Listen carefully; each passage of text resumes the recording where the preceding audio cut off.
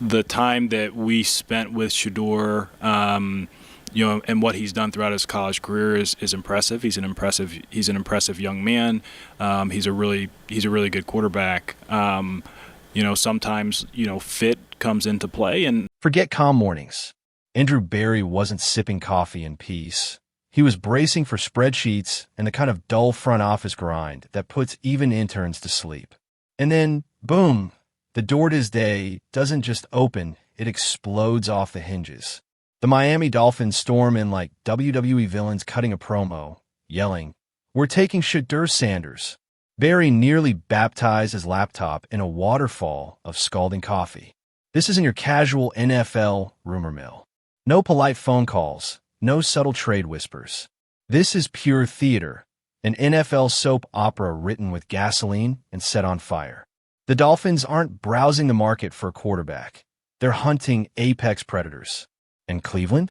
Cleveland suddenly looks less like a football franchise and more like bait dangling off the end of a blood-soaked hook. Barry had convinced himself life was stable. Spreadsheets, draft boards, pretending there's actually a 5-year plan taped on the wall. In his head, drafting Shedeur Sanders was his masterpiece, the kind of move that makes executives whisper words like genius and visionary. But then, like a Hollywood heist gone wrong, the Dolphins smash into the script. They don't want someday. They don't want maybe. They want Shedeur right now. Barry's jaw didn't just drop. It unhinged like a cartoon character on Saturday morning TV, springs practically popping out the side. And here's where it gets even more insane. Miami isn't alone. Teams are lining up, eyeing Shedeur like he's the last diamond on earth.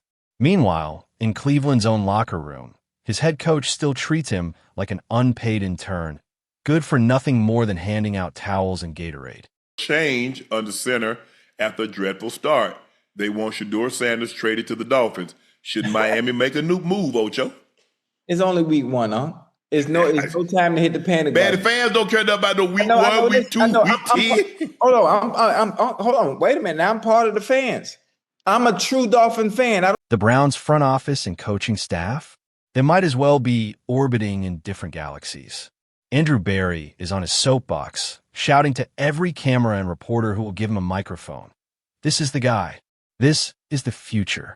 This is our savior. He's practically ready to carve Shedeur's bust for Canton before the kid has even unpacked his locker. Meanwhile, Kevin Stefanski's on the sideline like a man polishing his clipboard at a candlelight dinner. He treats that thing like it's a soulmate, whispering under his breath, "Future? Forget the future. I'm buried in the present. And in the present, rookies don't win me games." The man is so allergic to letting Shedeur shine that the trainers should keep an EpiPen taped to his headset. One glimpse of rookie swagger, and Stefanski breaks out in hives. And then, out of nowhere, Miami crashes the party. The Dolphins. Not some desperate rebuild franchise clawing for hope. No, this is the team that turned Tyreek Hill into a human cheat code and made Tua look like a Madden cover athlete on Sundays. Now they've locked eyes on Shedeur Sanders like a predator spotting its next prize. Here's the jaw dropper. They don't see him as promising or give him 2 years to develop. They see him as instant impact, plug-and-play elite, which makes Cleveland look absurd, like a guy polishing his Ferrari in the garage but insisting on driving a busted 97 Honda Civic because it's got character. And let's get this straight. The Dolphins don't toss around trade offers like candy bars on Halloween night. They're surgical. They're predators. When they circle, it means they've already smelled blood in the water. It means they see what Cleveland refuses to admit. A quarterback who can flip the entire script of a franchise. Meanwhile, the fans? Oh, the fans are finished waiting. They're sick of patience, allergic to excuses. Social media is already flooded with Photoshop masterpieces. Shedeur rocking that teal Dolphins jersey, grinning like destiny's already decided. For Cleveland's faithful, it's like watching their golden ticket get snatched away before they even had a chance to cash it in. Honestly, Shedeur going to Baltimore, he didn't want to be the side chick. I said that yesterday. He would have just been the side chick. And I don't even know if he would be in front of Huntley or behind Huntley. Nothing stings harder than watching your guy in another team's colors. Cleveland's already muttering, Gets Shedeur out before Stefanski ruins him. Pure chaos. Barry's stuck in the middle like a tired dad refereeing kids fighting over an Xbox. Stefanski's clutching his system. Other teams are circling like vultures, and the fans? They're done waiting. At this point, Stefanski's refusal to play Shedeur isn't strategy, it's ego. He guards his playbook like it's the crown jewels, even though the system's rusted junk. Everyone sees it.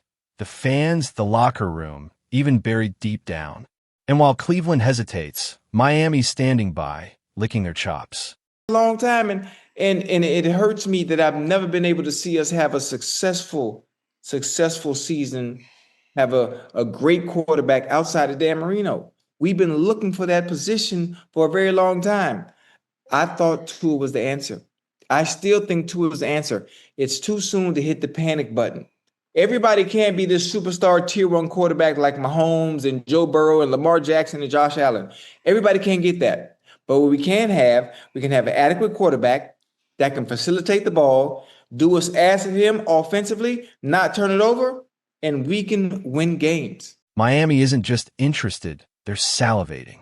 They'll happily tear up their entire playbook and rebuild the offense brick by brick around Shedeur Sanders.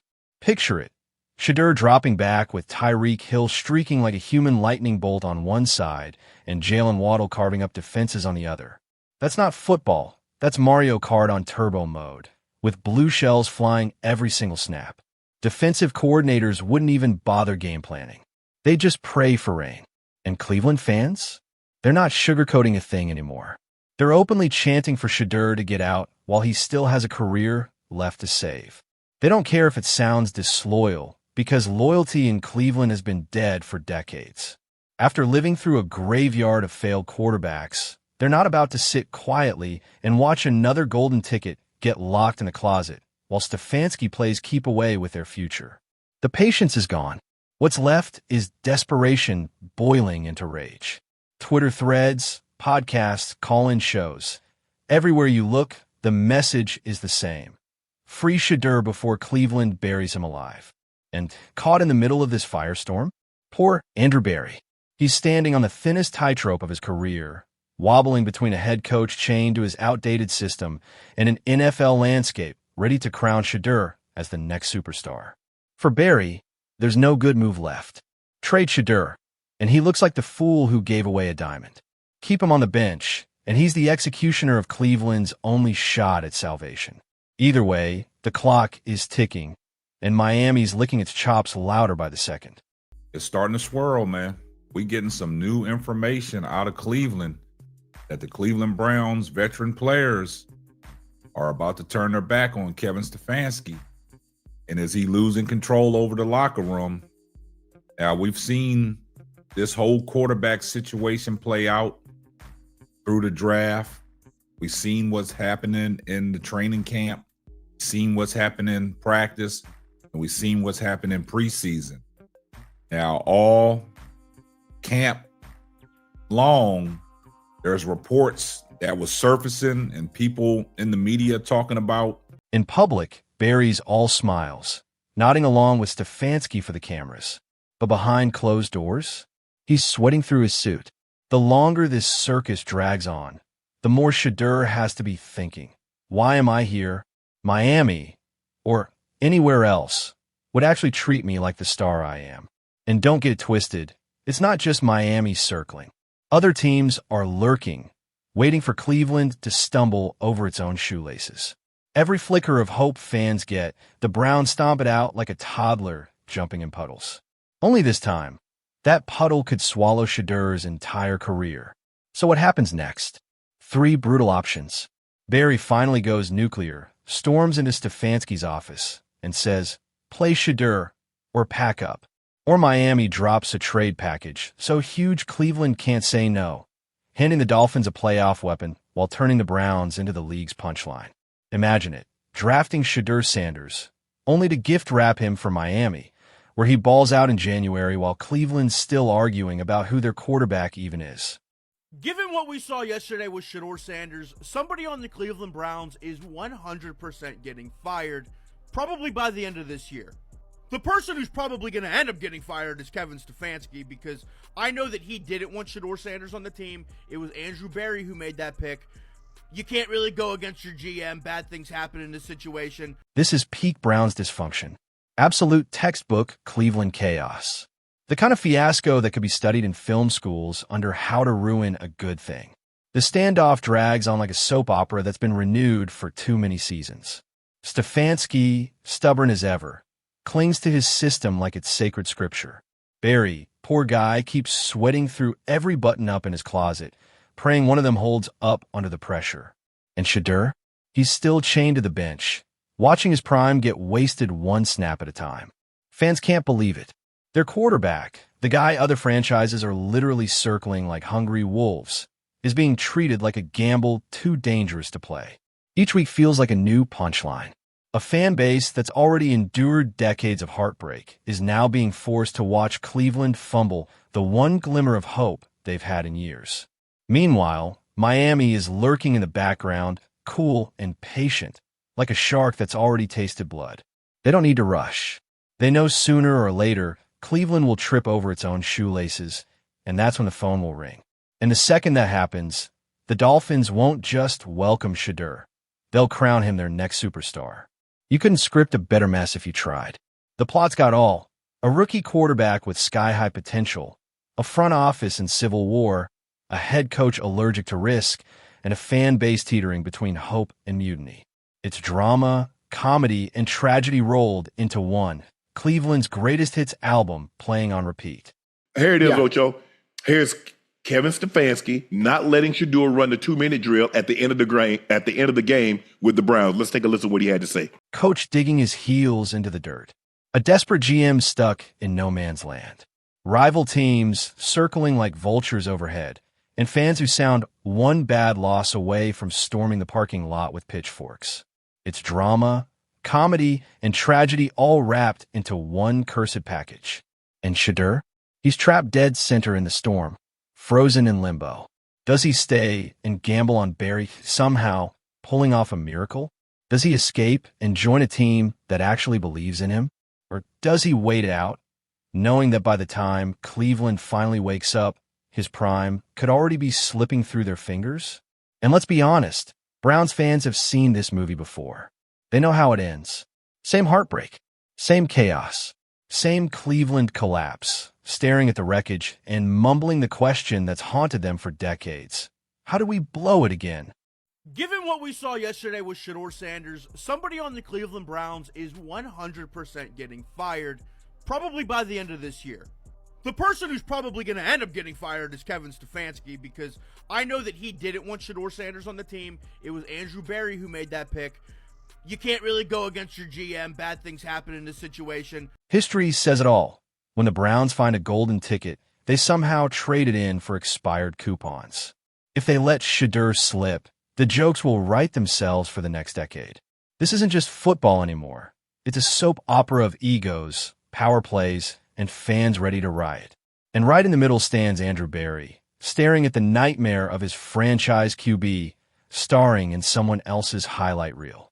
Every snap Shedeur wastes on the bench is a league-wide announcement. This kid's available. Rival GMs know it. Miami knows it.